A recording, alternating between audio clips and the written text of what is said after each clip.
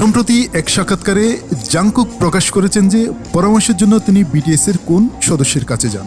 এক দশকেরও বেশি সময় ধরে একসঙ্গে কাজ করার পর সদস্যদের সঙ্গে তার যে ঘনিষ্ঠ সম্পর্ক গড়ে উঠেছে তা ভক্তদের মুগ্ধ করেছে।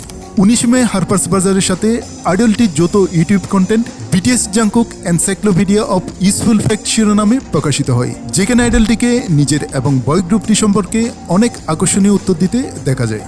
কথোপকথনের মাঝে সেই তারকাকে জিজ্ঞেস করা হয়েছিল যে মন অস্থির হয়ে গেলে তিনি কিভাবে মনোযোগ ফিরে পান। এর উত্তরে তিনি সেই কঠিন সময় থেকে বেরিয়ে আসার প্রথম পদক্ষেপটি জানান। আমার কেন এমন লাগছে তা নিয়ে আমি খুব বেশি চিন্তা না করার চেষ্টা করি এবং ব্যাখ্যা করেন, আমি যদি এটা নিয়ে খুব বেশি ঘাঁটাঘাঁটি শুরু করি তবে এটা আমাকে আরো বেশি টেনে নিতে পারে, তাই আমি আমার মনোযোগ অন্যদিকে সরিয়ে নেওয়ার চেষ্টা করি। এই অনুভূতিগুলো সামলাতে সম্প্রতি তিনি আরো যা যা করেন সে সম্পর্কে জাংকুক বলেন, আজকাল আমি আমার আশেপাশের মানুষ এবং সদস্যদের সাথে অনেক বেশি কথা বলি। এটা আমাকে নিজের মধ্যে ফিরে আসতে সাহায্য করে।